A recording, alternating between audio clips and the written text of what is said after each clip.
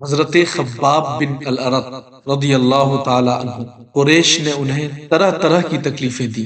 ایک دن کوئلے جلا کر زمین پر بچھائے، اس پر چت لٹایا، ایک شخص چھاتی پر پاؤں رکھے رہا کہ کروٹ بھی نہ بدل پائے، یہاں تک کہ کوئلے پیٹ کے نیچے پڑے پڑے ٹھنڈے ہو گئے۔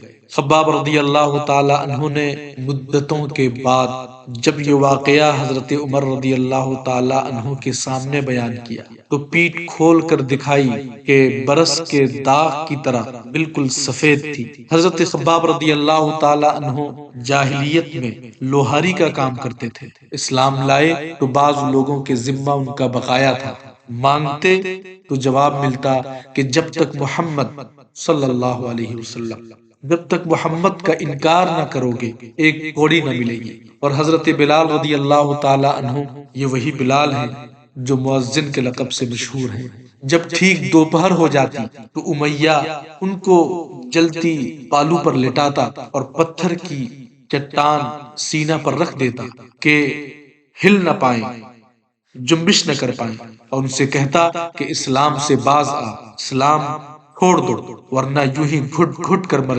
جاؤ گے۔ لیکن اس وقت بھی ان کی زبان سے احد کا لفظ نکلتا، یعنی اللہ ایک ہے۔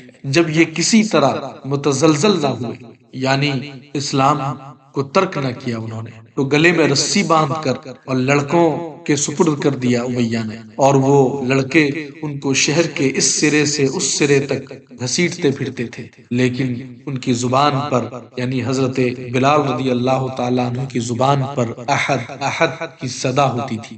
یہ تمام مظالم، یہ جلادانہ بے رحمیاں، یہ عبرت خیز سفاکیاں کسی ایک مسلمان کو بھی راہ حق سے نہ ہٹا سکیں، متزلزل نہ کر سکیں۔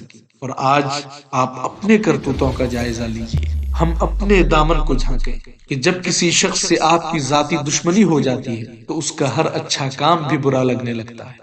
وہ جس محفل میں بیٹھتا ہے آپ اس محفل سے اٹھ کر چلے جاتے ہیں، چاہے وہ محفل اچھی کیوں نہ ہو۔ وہ جس مسجد میں نمازیں ادا کرنے کے لیے جاتا ہے آپ اس مسجد میں جانا چھوڑ دیتے ہیں، یہاں تک کہ اگر وہ مسلک حق کی پیروی کرنے والا ہوتا ہے تو اس کی دشمنی میں آپ باطل مذہب و مسلک کو اپنا لیتے ہیں۔ اور وہ جس تنظیم و تحریک سے جڑتا ہے آپ اس تنظیم و تحریک سے الگ ہو جاتے ہیں، بھلے ہی وہ تنظیم و تحریک حق پر ہی کیوں نہ ہو۔ اور یہ بھی دیکھا گیا ہے کہ اگر وہ کسی مخصوص سیاسی پارٹی کی حمایت کرتا ہے تو آپ محض اس کی مخالفت کی خاطر کسی دوسری مخالف سیاسی پارٹی کی حمایت کرنے لگتے ہیں۔ میں عرض کرنا چاہتا ہوں کہ آپ اپنے دین کو اہمیت دیجیے، دین کی حاکمیت کو قبول کیجیے، دین پر حاکم مت بنیے۔ کسی بھی حقیر اور ذلیل دنیاوی مقصد کے لیے اپنے دین میں دخل اندازی کی گنجائش مت رکھیے۔ ہر چیز سے بڑھ کر اللہ تعالیٰ اور اس کے رسول صلی اللہ علیہ وسلم سے محبت کیجیے۔ کسی سے محبت بھی کیجیے تو صرف اللہ تعالیٰ کے لیے، اور نفرت بھی کیجیے تو صرف اور صرف اللہ تعالیٰ کے لیے۔ اور ہرگز ہرگز گمراہیت کی طرف مت بڑھیے جس سے اللہ تعالیٰ نے آپ کو چھٹکارا دیا ہے، نجات بخشی ہے۔ اور کفر و شرک سے ایسے ہی دور بھاگیے جس طرح آپ آگ سے دور بھاگتے ہیں۔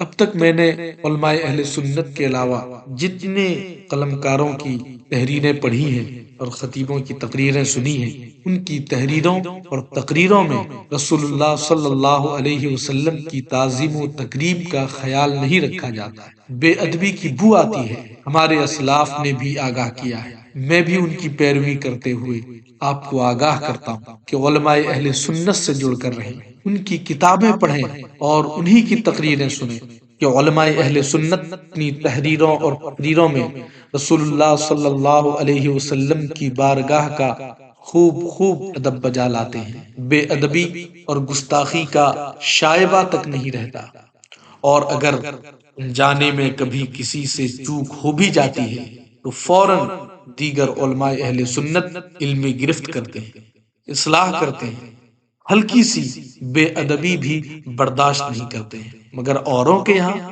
ایسا نہیں دیکھا جاتا ہے، وہ تعظیم رسول کو شرک سمجھتے ہیں، اپنی تحریروں اور تقریروں میں ایسے الفاظ کا استعمال کرنے سے گریز نہیں کرتے ہیں جو رسول اللہ صلی اللہ علیہ وسلم کی شان میں ہرگز استعمال کے قابل نہیں ہوتے۔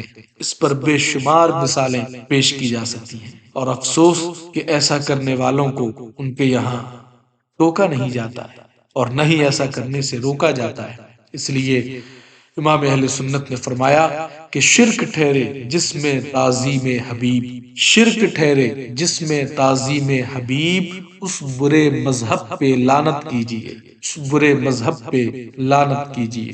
اس لیے میں آپ سے عرض کرتا ہوں کہ کہیں آپ انجانے میں ایسی گستاخانہ تحریروں اور تقریروں کو پڑھ کر اور سن کر درست نہ سمجھ لیں، اور اللہ تعالیٰ کے حبیب کی شان گھٹانے والوں میں آپ کا بھی شمار نہ ہو جائے۔ اپنا برا مت چاہیے، دنیا کے بدلے دین مت بیچیے، دوستوں اور رشتہ داروں کی خوشی کے لیے اپنے رب کو ناراض مت کیجیے۔ دنیا کے حاکم سے ڈرتے ہیں مگر اللہ سے کیوں نہیں ڈرتے ہیں جو احکم الحاکمین ہے، اور جو آپ کے ماتحت ہیں، بیٹا، بیٹی، بیوی، ان کے عمل کے آپ جواب دہ ہیں، مگر وہ آپ کے عمل کے جواب دہ نہیں ہیں۔ اس لیے آپ اپنی آخرت برباد کر کے ان کی دنیا مت سنواریے، کیونکہ لوگوں میں سب سے زیادہ خسارے میں وہ شخص ہے جس نے دوسروں کی دنیا کے بدلے اپنی آخرت کو بیچ دیا۔